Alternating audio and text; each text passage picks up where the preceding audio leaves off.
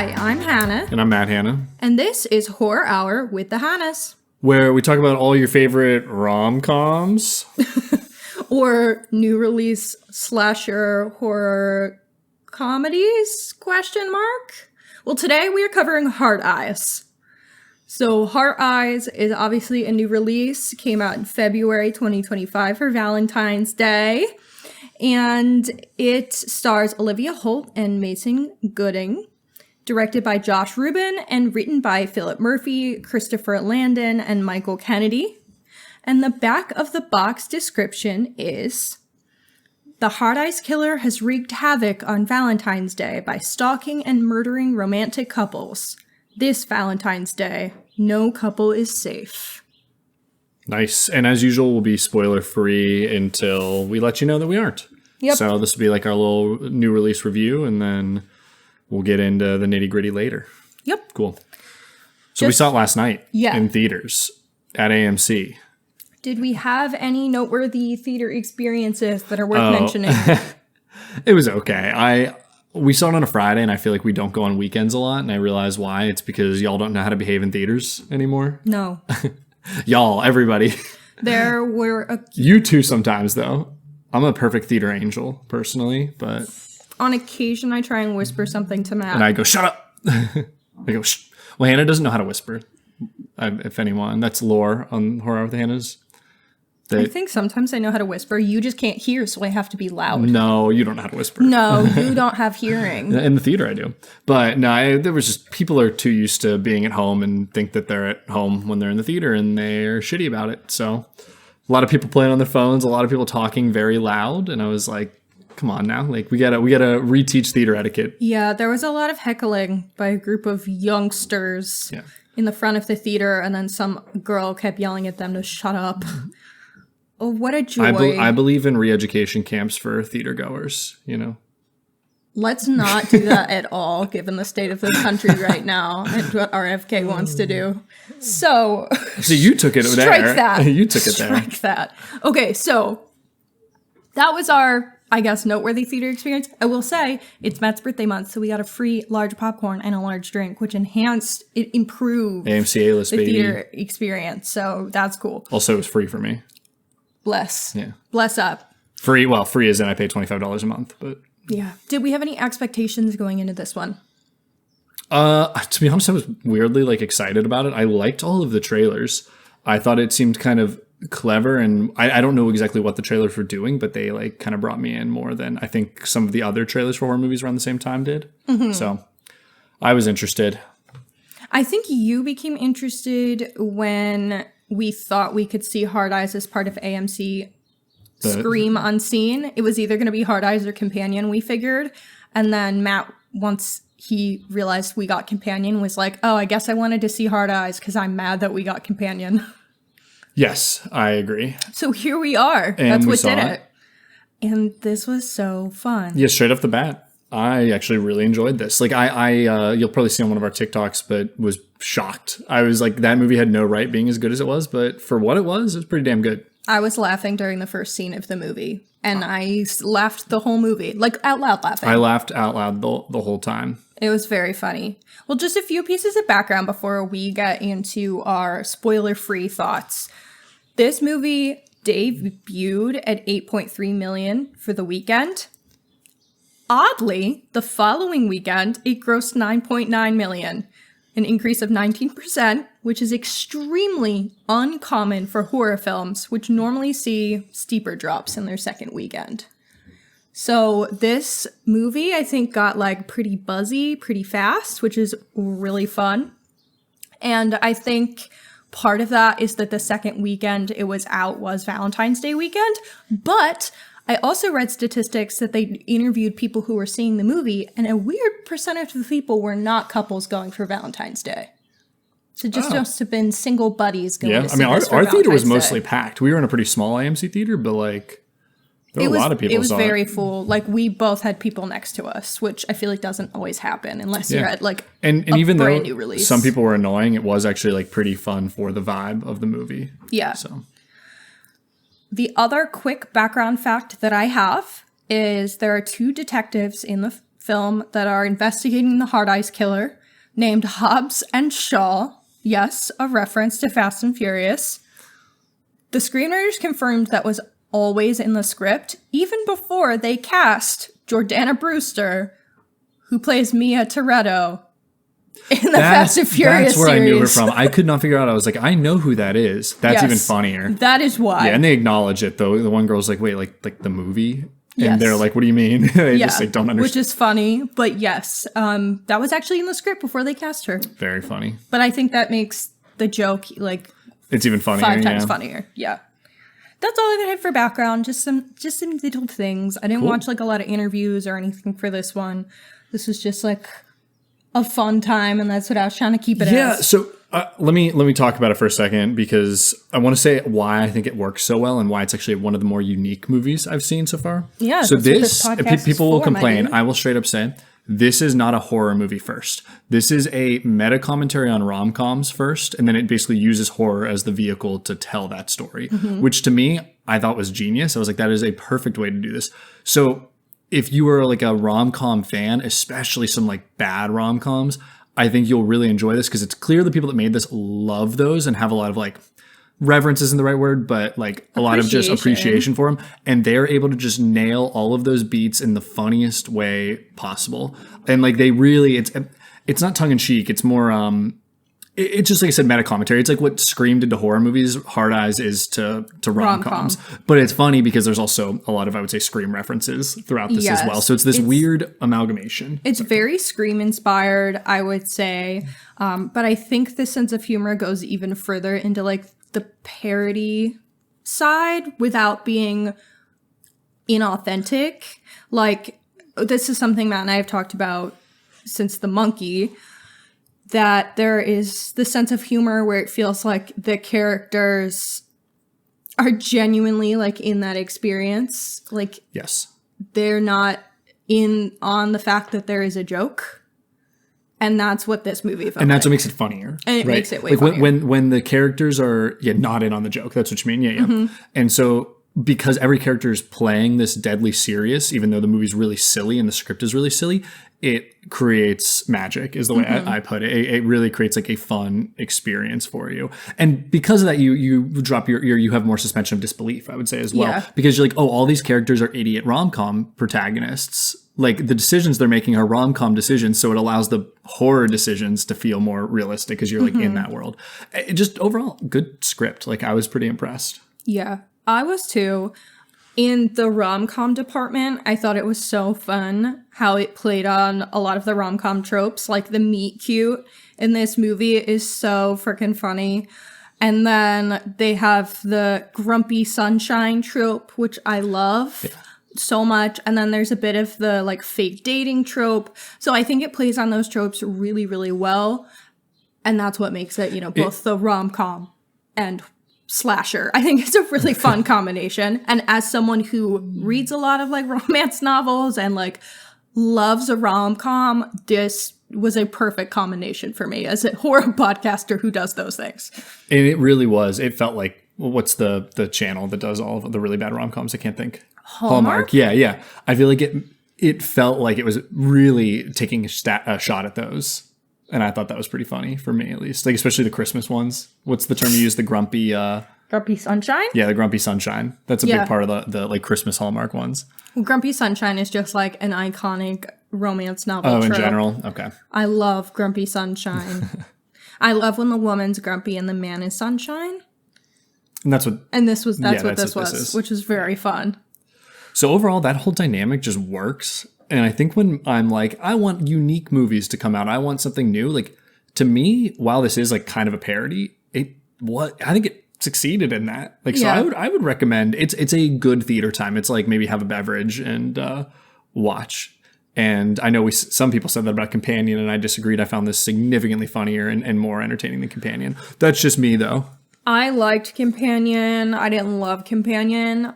I would say that I liked Hard Eyes better, and I think the first like half of Companion was really funny, but I think it goes downhill versus this is pretty consistently funny the full way through. And that's part of like why this movie has sold itself to me so well.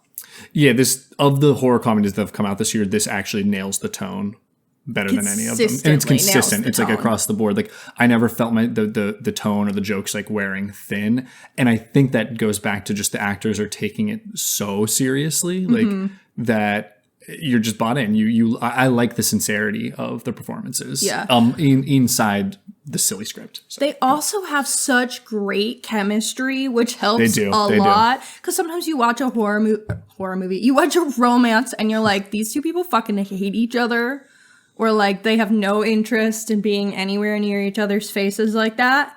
These two, like, I would buy it if it came out that they were hooking up during this movie or like they're together, because their chemistry was so good together. No, the age-old discussion is if they've been together, then they don't have good chemistry. It's all about the tension leading up to that makes them good on camera. Have you ever heard that before? Mr. and Mrs. Smith. Good point. I think that was a Friends thing back in the day. They're like, yeah, if they look good on, or if they are not good on camera, then they probably are hooking up. Is the joke, because they've already like there's no more of that tension. I wanted to shout out the lead actor. I cannot remember his name. He's in Scream 5 and Scream 6. Mason Gooding is great in this. I liked him in the Scream sequels as well, or requels. That's what they called him in that. Really just like funny and charismatic and like just a presence on this screen. I was pretty impressed by him, and I like him in his other stuff. So I hope he's kind of in some shitters right now, and I hope that he can break out a little bit, because I think he's got some potential. Yeah, I think his performance was really standout in this movie. So I'm hoping that this gets him opportunities and whatnot. I'll be honest, like, I think I've blacked out Scream 5 and 6. I know I didn't hate them, but I blacked them out entirely because Matt was like, oh, he's in Scream. And I was like, I've never seen this man a day in my life. Yeah, I've seen this nephew. Man. I've seen this man in at least 2 other movies. But this is his moment. He shines in this. He's also. But I did also really like the female lead. Oh, for Olivia sure. Holt, I thought she was very good. I didn't know her as well. She's more also beautiful. So I was gonna say he's beautiful. Very attractive leads, which I think helps too. With the chemistry and all that. Like, we're also like, yeah, they should hook up. They're hot. Well, all right. What else do we want to talk about that isn't spoilers? So we talked about very funny, great chemistry, the rom-com tropes. All of that's great. Let's talk about how it looks then. Yeah. Okay. It is very oversaturated in a, I think, purposeful way, because it is kind of a heightened rom-com reality. Mm-hmm. It's a heightened rom-com and horror reality, as I was saying, which like you have to allow yourself into that world. But like, it looks good. The coloring is really, really good. The lighting and all the night scenes is really good. Like, I mean, it's like the most beautiful movie I've ever seen. It's still pretty clean cut moving, but it's like overall vibrant, true to life. It's more vibrant than Wicked. Like, and that, which drives me insane again. Like, why the fuck is Hard Eyes a better looking movie than Wicked was? You know, but you know how I feel about that. I'm still so mad. Yeah, that's come up in so many episodes now, at least. Well, it's my new comparison to what looks like a soundstage movie, and it's not even on a soundstage. They built those sets for Wicked, which is even more disappointing. Okay, the issue is the lighting. Like, it looks like it was filmed holding the like camera in the wrong direction of the sun. Yes. And it looks washed. The whole thing looks washed. It looks like they ran a gray filter on it after they finished. And it's so sad, because I think like vibrant pastels, which I think they wanted like the pastel-y look, and that's why it's washed out. Vibrant pastels would have been gorgeous. I think they had the right idea and the wrong execution. Anyway, this movie, like we said, is like vibrant, true to life, and I really like that. Yep. That's also how I like to edit a lot of photos when I take like national park photos. So I was like, hey. But so overall, like, I think directed well, looks good. Like, kind of checked all the boxes for being, like, just fine, you know? And then I think the script and the performance is taken above fine. And something that is very, very important to any slasher movie, the character design of the killer. How could I forget? I loved this design. I think the Hard Eyes mask is really funny. H-E-K. H-E-K is really funny. But I just think whoever they had as Hard Eyes had a really great stature. Mm-hmm. Like, the way that he walked and carried himself physically was really convincing and scary. Like, I don't know, it was just really appealing to me. I agree. Definitely trying to get inspiration from like Jason in later Friday the 13th movies, but I think like it just like works really well. I mean, there's a lot of inspiration. I also say Ghostface is the inspiration because this character gets the shit kicked out of them a bunch. Ghostface. But like the design of the hearts on the eyes is the name is really clever. The whole, modi operandum. Is that the word? Modus operandum? You're not MO. saying it right. But no, it makes it funnier. You have me confused. Of like Valentine's Day killings is just really clever. And we busted a gut because we watched this in Philadelphia because that's where we live. And early on, one of the cities that they did was Philly. And there was just all these hits all over the city. And everyone in the theater went nuts because that's like where we live. Which it was funny. Perfect. I was like, in my head, I was like, oh my God, did they just like change this depending on what city it's being released in? No, I was looking at, I think it was Blue Sky or Letterboxd, and people were like, saw this movie in Seattle and we all lost our shit. That's funny. So I just think that like, if you happen to live in one of the cities that he had a rampage in a previous year, it's just going to hit for you. It just feels so funny. But great design overall. I was a big fan. And I would also want to say they didn't go over the top with the kills. Like there were a couple like sillier ones, but for the most part, the dude was just walking around slashing people up, and I appreciated that. Yeah, I actually think that's like a weird pet peeve that I have with slasher movies is like I don't like when they get too creative because it doesn't feel authentic. And yes, it's a slasher, so it's not authentic, but I just like buy in when it's something plausible. Like, yeah, it can be gory and disgusting, but if it's plausible, that works a lot better for me. So like him just like stabbing people works better for me. Even if it's like super gross and like gooey and crunchy, which this movie is. The punches hit. Yeah. Even when like that, you can do that, but also have like a realistic death sequence.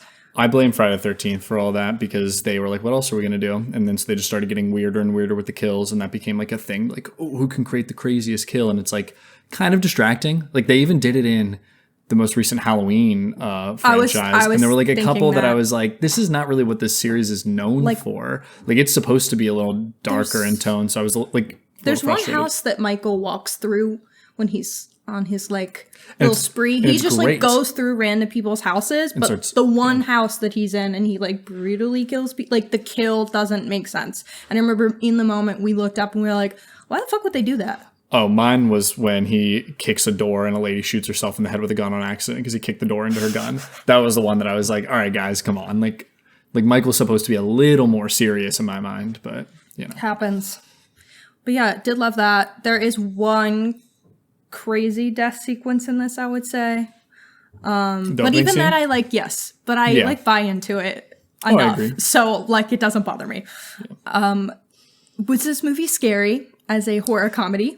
There were moments. I don't think it's entirely trying to be scary, but there were a couple like good jumps that I think are kind of supposed to be a parody again. But like they mostly worked. It wasn't like it was like tense. I was more just along for the ride, the roller coaster ride of it. There were a couple of the deaths that I couldn't look at. I hid twice. As y'all know, we do our hides and screams on this show. You yelled a couple too.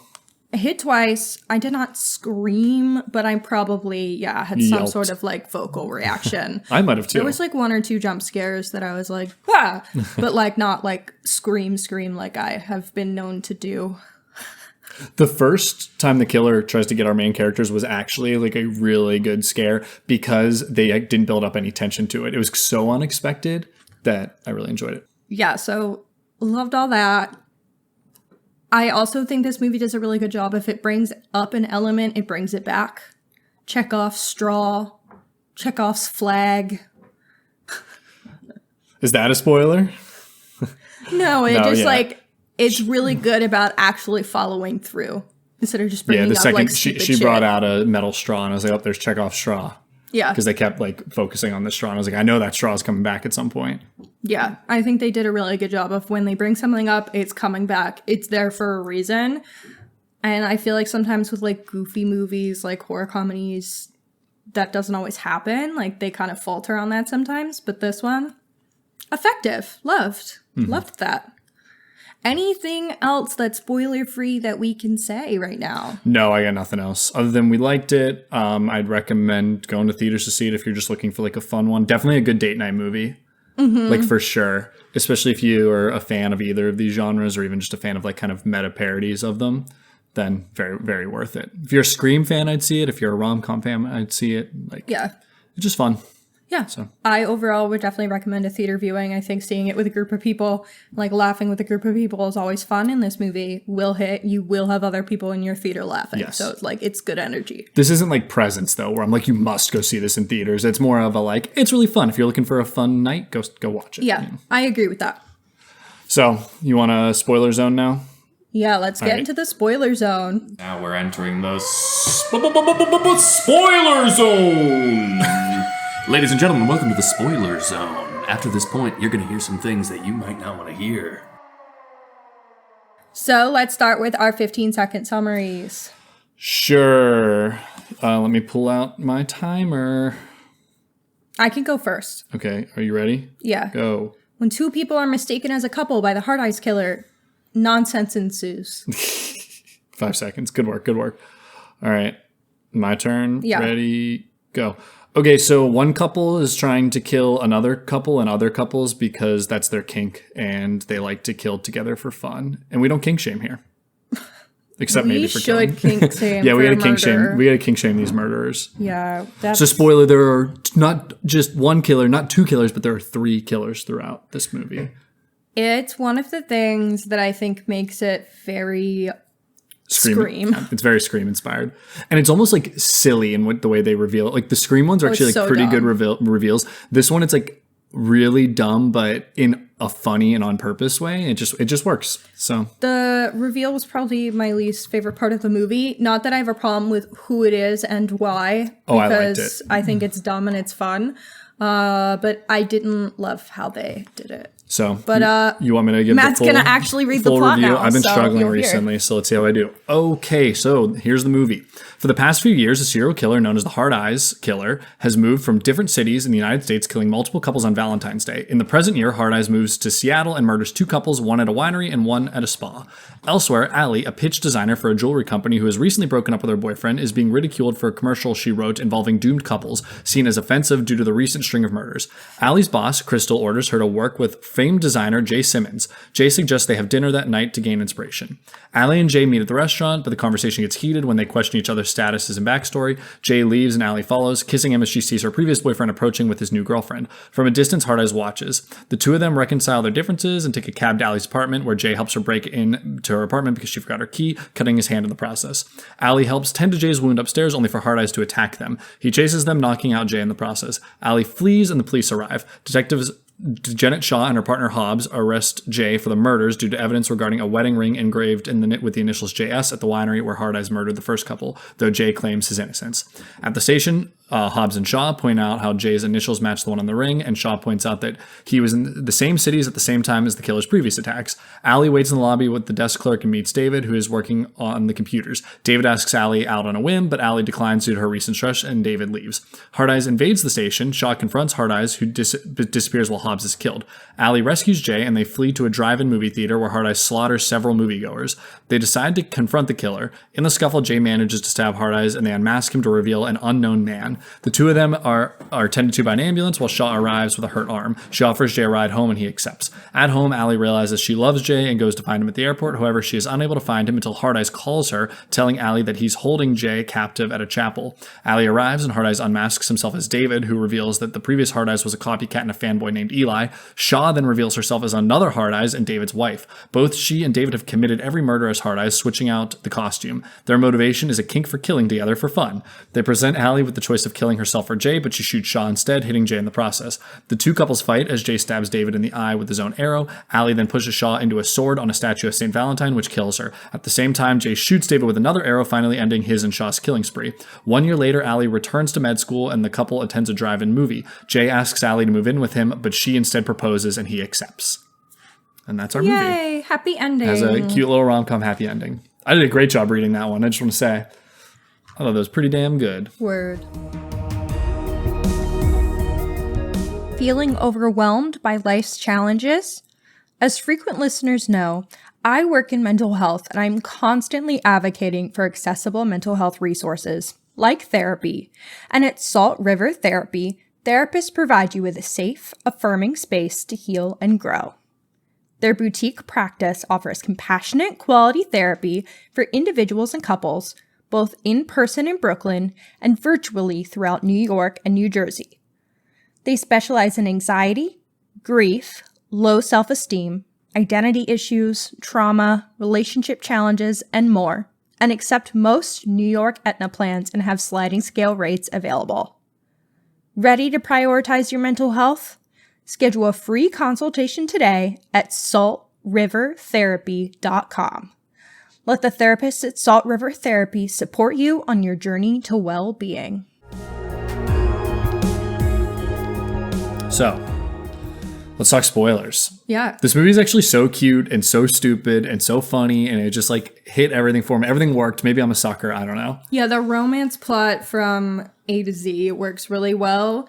I love, again, a corny meet cute. Love that grumpy sunshine throughout, and then her kind of like overcoming her grumpy Hatred of romance. and hatred of romance, and like realizing that she should let him in, and then the end sequence where she fully lets him in by she's the one that proposes, but then there's a callback when she proposes where her friend is taking the photos in of the it. post-credit, Yeah, in the post-credit scene, just Or like we mid-credit, saw sorry.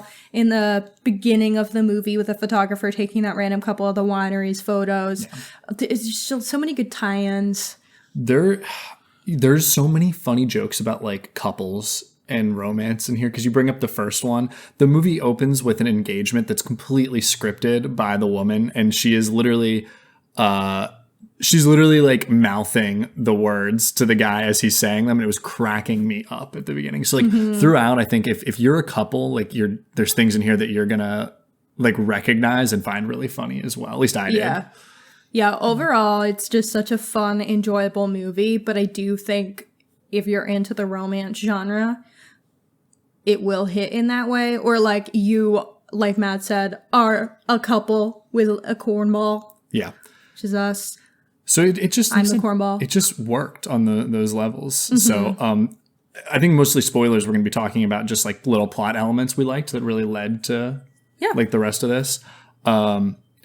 I do want to talk about the ending, because when it ends, there was a couple next to us, or not a couple, I don't even know it was a couple, just a group next to us, and this one girl goes, "Well, that's the cutest shit I've ever seen." Yeah. And I was like, damn, I love them committing to having her propose. Like it like completely hit, even though it is this like meta commentary, it still like hit me emotionally at the end, which is like so silly. And again, I'm a sucker apparently, so that's on me. But you want to talk about any of the like Scream comparisons? I think like the multi-killers, the killer getting the shit kicked out of them is a big part of that. Killer right? calling on the phone. Oh, true. Killer calling on the phone. This actually felt, I said this to you after, I was like, this felt like a better Scream spiritual successor than I think Scream 5 and 6 did. Well, and I think the reason why, right, is Scream at its foundation is making a commentary on movies and like specifically slasher movies. And so this using horror to make a commentary about rom-coms is very like spiritually connected. And yeah, I think it touches on that, and it does a better job capturing that energy than the most recent Scream movies have. Yep. And I want to answer the question to someone on TikTok. Other horror movies we're seeing, pretty much all of them, but we've seen Companion and The Monkey already. And we enjoyed Hard Eyes more than those two so far. We've also seen Presence. Sorry, that was January. Presence, really, really good. What else we have on the list just for them, Hannah? We're definitely going to see Death of a Unicorn in theaters, and we're really excited for that. We're also definitely going to see Sinners in theaters. I think that's going to be a good one. And then we have a lot from like the second half of the year that we're going to see, like 28 Years Del Later. Toro, The Bride. Yeah, a lot of stuff. A lot of stuff. Pull this out of the episode. I will, but it should be a good year. Yeah. But back to Hard Eyes. Tell me some other things you liked about it. I like the dildo scene. I totally Sorry, forgot I about had that written down. See, they have like a lot of like sex related jokes that I think hit really well without being like too, because I think sometimes sex jokes can be like too overdone or graphic or whatever. And I just thought the way that they handled it was so extremely funny. There's a scene where he is sitting on her bed in her apartment, and she looks behind him, and like you think it's gonna be something that she sees that scares her, or like maybe the killer's there or a sign of the killer, and no, it's just a dildo that she left out, or a vibrator that she left out. Yeah. And so and then that comes into play during the sequence when the killer actually comes at them, is when she happens to be holding her toy. So it's very, very funny. You made me think about something really important that my head was empty a minute ago, but now I'm remembering everything. This movie is the most successful when it is using the it's using the horror elements to push forward the rom-com tropes. Yes. So one of the scenes that made me laugh hysterically and like no one else laughed. No, let me explain. Was when they're like, we brought the killer to this drive-in, we need to confront him, and like we can basically like we can do anything if we're together. And the two of them have to go pull a tire iron out of a guy's head, and they like hold hands and put their hands over as they pull, like, we can do this together. And pulled the tire iron out, and I was crying. I was laughing so hard because it's like you're hitting all of these like two different movie tropes at the same time that it's like so just like perfect in its execution that it just really made me laugh. So there's a lot of examples. I think what you were just explaining about with the dildo was another example of that. Yeah, the classic, like, I don't want this man that I'm newly seeing or that's in my home to like see me do anything slightly not vanilla and yet, or like mildly embarrassing. Yeah, that was so funny. There's a scene that is really funny, and I think our whole theater enjoyed, was when they're at the movie that they're drive-in and they're trying to run from the killer, and they just like hop into a van that they think is empty because the front seat's empty, but the couple's actually just having sex in the back seat. And they're having like this really emotional conversation about their relationship as you're just hearing sex noises in the back. But I think the way they play off the dialogue with what the people having sex are saying is very, very funny. Like, it's just a really good script in that way. Like in the backseat, they're like, more, and then he'll keep talking. Like, it was just so good. You can just tell whoever was writing this was like giggling to themselves as they were writing, as they just came up with ideas. And yeah, I love it. I love like what they were able to achieve. Even, and they basically get a free pass on everything because it's a rom-com. So it's supposed to be corny. It's also kind of a parody. So it's like can be a little heightened. It's a slasher. So it also can be kind of stupid in that regard. And like they're off the hook on everything because it's easy to just buy in when you're set up with all of that. I saw some comments on a Reddit thread I looked at. They were like, I don't understand how the killer was in her closet, how they had time to get in there. And it's like, okay, first, there are 3 killers. Second, this is a parody rom-com slasher. I don't think we need explanation. Yeah. And I don't think it matters that much. It's playing on those tropes. Like, that is a punchline within itself. Yeah. Like, how often do we see that in a slasher that's actually taking itself seriously? And you're like, how did that happen? That doesn't make sense. This isn't taking itself seriously, so it's funny. Yeah. Any other examples that you can think of where it kind of blends those genres together? Like I said, I think that's when it's most successful. Well, even just like at the last sequence when she is having her like badass final girl moment, and they're like, I don't know how to describe what I was about to say. Okay, it's okay. I'll cover for you. Yep, go I'm ahead. going to talk about that end scene because the performances of David and the woman from Fast and Furious, I can't figure it out. They're married, and they have this like kink for killing, but they're also... It's definitely supposed to be playing a little bit on like Stu and 100%. Stu and Billy from Scream. Yes. But they're like grossly like making out and like licking each other's faces as they're explaining their motive. And I was like, that was another thing that was just so funny. Like they were such weirdos. And it's like you were kind of thinking they set this whole thing up that it was gonna be someone that like hates romance that was doing the killing. Like someone that like hates couples. It's instead just like this actually like, I don't want to say healthy couple because they're not healthy by any stretch. Not healthy. Like, no, they're into romance. It's just their thing. You know, some kinks we should shame. This is one of them. Yeah. This movie is pro kink shaming. Yeah. Pro love, pro kink shaming if your kink is murdering people together. But I was like, oh, cute. They have their little shared hobby. Oh, no. See, I will say when we talk about things that don't work, that's the one scene that did not work for me. I just Sure, was let's kind get of into that like then. checked out with that. I don't know. I don't think that the script writing for those characters was very good, at least in that part of the movie. And I do think overall the writing for any of the cops was the weakest. Yeah, I feel like it comes back to the fact that because of what it is, they can kind of get away with that because of like what they're going for. Of course, the cops are one note. Of course, the killers are like a little bit one note too. Yeah, because that's not the point. It's just like, yeah, it's just, and you know, I'm not making an excuse for it, but I feel like it has that kind of cop out. And I don't think that's necessarily a bad thing. Yeah. I don't know. I just didn't love that. I feel like that's where I was like less interested. But I do think it was poetic how she talked about St. Valentine and then got her head cut off. By St. Valentine? By St. Valentine's honestly, statue. having your last set piece be in like a St. Valentine's chapel on Valentine's Day with the Hard Eyes Killer is so stupid and over the top, and I love it. I love it for that. I'll say a couple things I don't like. It's not even a don't like. It's like, this is still kind of, not slop, but it's like, you know, it's like still like a B tier movie, and that's okay because I knew that's what I wanted out of it. Like, it is a B movie in a lot of ways. It's just a well made one and a entertaining script for one. Yeah. So I enjoyed it for that. I thought I was pretty impressed by that. And so, like I said, if it's not a 10 out of 10 movie by any stretch Because it's not trying to be. It's not trying to be. It's It one that knows it's like elevated B movie.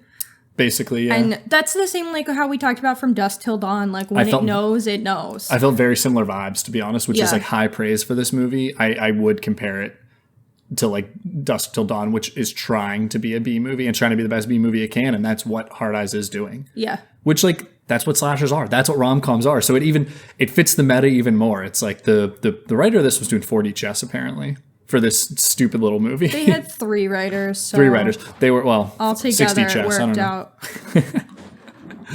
Okay. We want to talk about some themes and what it was trying to do, or we kind of hit on most of I that think already. we have talked about what it's trying to do, but essentially it's Scream for rom-coms. Yeah. Scream for rom-coms and for slashers. So Scream for Scream a little bit. Yeah.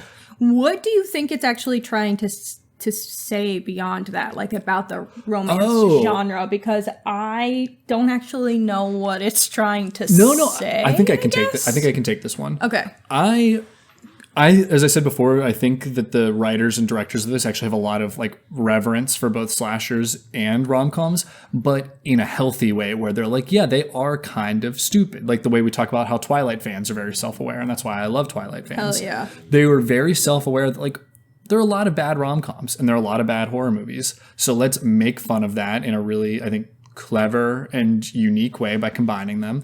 And like to be able to, I think, hit those comedy notes as well as you do, you have to be like versed in that, and you have to be a critic of those movies as well. So I think they're kind of calling out rom-coms and slashers for what they are, and they're like, but that's okay, we love them anyway for that. And so here's how we show our love by making fun of. You know, it's not like they're taking the piss out of it in a mean way. Mm-hmm. It's like a very like reverent way to do it, and I like that. I think that's cool. And I think clearly they understand what works from those genres to be able to like make this a cohesive movie where both genres work and shine and elevate each other. Yes, they clearly understand each genre individually, because even if you took out one piece of the other, I think that the part that still exists works.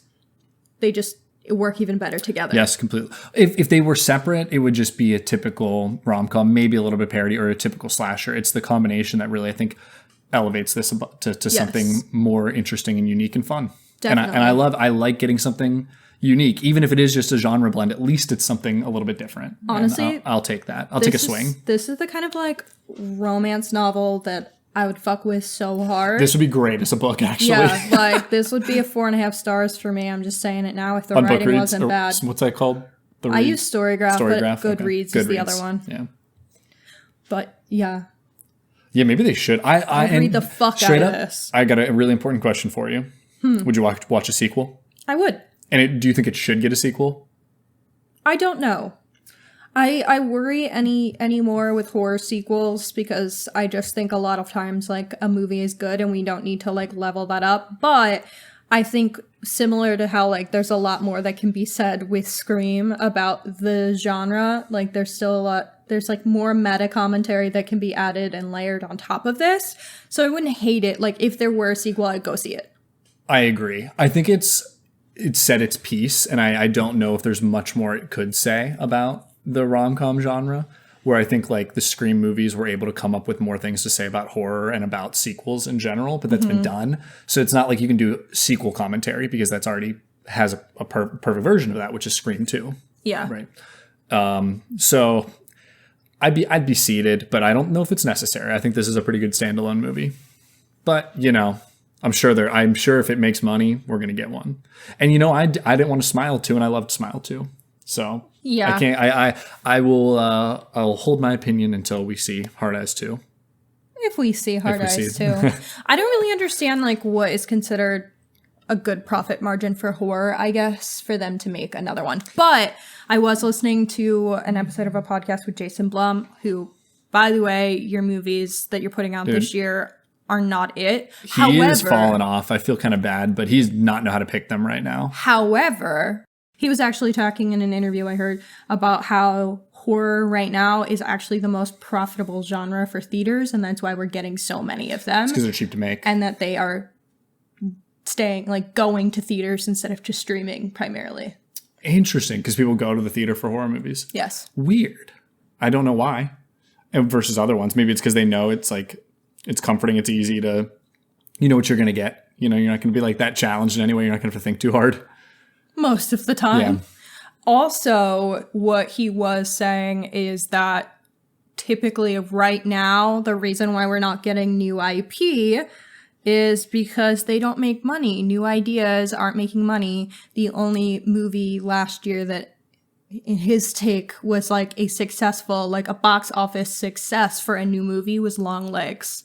And everything else was like, unless it was a sequel. Vince Vaughn has a really good interview talking about that as well. And he said back in the day, before like IPs, also I hate that term. I know that's what it is, but there would be like more genres like, oh, we're going to make this kind of movie or this kind of movie. And nowadays, instead of having like, we're going to make a rom-com or whatever, a slasher, it's we're going to make this franchise movie or this franchise. So like the genre choice has changed into existing property choice, which is dumb as shit, personally. I hope that will die off eventually. So we'll see. All right. Anything else we want to say about this movie, or can we rate it? In conclusion, I do think there would be a sequel now that I put all that out there and think about Jason Blum. I don't know who did this movie. What production company was it? Because it wasn't Blumhouse. That's for damn sure. Spyglass Media. Oh, they're also Scream. The new Scream movies. Oh, well, that tracks. Yeah, I don't know how they feel about, well, clearly they must like sequels, actually, then. Yeah. So, We're getting a Scream 7. Well, yeah. Boo. I didn't really like 6. So. Well, my boo is the Marissa Barrera I agree with that, too. Issue. Kicking her out. For like having... Hey, she got to be an Abigail, though. So she still got a career, which I'm is actually very happy that she had Your Monster last year too. So she's definitely still putting out horror projects, and I'm very happy to see that because fuck them for that. All right, let's talk favorite scenes and let's rate this thing. I loved the opening. The opening scene with the couple. I thought it was so funny. The music choice was so funny. The proposal being this big grand thing was hilarious. And then the winery and the first kill is really... it made me so tense she gets and killed in a grape uncomfortable. press. She climbs into a grape press and he squishes her. Yeah, like the first 10 minutes really hit. They're successful all around for the horror and the comedy for me. That's the first time I didn't look out of 2 was during that scene. And then I really do like... I thought the dildo was so funny, hence why I brought it up. I already said my favorite, but it's the scene where they pull the tire iron out of the guy's head together, because I was like, this is when it was maximizing the two genres to their fullest potential at the same time and using them to elevate each other. And I thought that was so funny. And I feel like I was the one giggling the most at that because I was like, I was laughing at them combining the genres. And I feel like no one else was laughing. And I was like, this is so funny to me. So that's my favorite. Okay, let's rate it. Do you have a rating out of 10 for me, Hannah? 7. 7? That's honestly probably exactly where I was going to put it. It's either a 6.5 or a 7. I feel good about a 7. I give Companion a 6.75 or something. 7 hard eyes out of 10 hard eyes. Many hard eyes. 7 hard eyes weapons out of a potential 10. 7 for sure. dildos out of 10 dildos. Yes, There you definitely go. 7 dildos. Yeah, it was very fun. It's like perfect at what it's trying to be, and what it's trying to be isn't like the best movie that exists. So like a 7 out of 10 makes sense to me. I thought it nailed what it wanted to do. So, okay. Well, I got nothing else to say about it other than we liked it. We'd say it's a fun experience if you want to go see it in theaters. And it's definitely my favorite horror comedy of the year so far. In theaters, we've gotten 3. 3, and this to me was the most effective. This is the first one I've liked of the 3 I've seen. That's rough, because I did not like the others exactly, but I really liked this one, and I will watch this one again for sure. Cool. Okay. Well, anything else? Feel good? Yeah. Cool. All right. I've been Matt Hannah. I'm Hannah. This is Horror Hour with the Hannahs. Thank you for listening. Actually, maybe rom-com with the Hannahs. Rom hour with the Hannahs? No, there's no alliteration there, so Yep. it doesn't work. English is tight. All right, bye. Thank you for listening to Horror Hour with the Hannahs. Make sure to listen to future episodes on Spotify, Apple Podcasts, Amazon Music, or wherever else you can find podcasts. You can also find us on YouTube, where we post episodes and shorts. You can follow us at Horror Hour with the Hannahs on TikTok and Instagram, as well as at Horror Hour on Blue Sky for more content. If you like the podcast, please follow and leave a review on your favorite podcasting app. Happy hauntings!